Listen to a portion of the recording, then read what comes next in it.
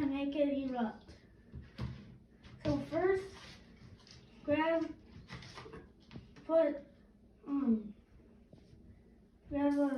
a spoon of this,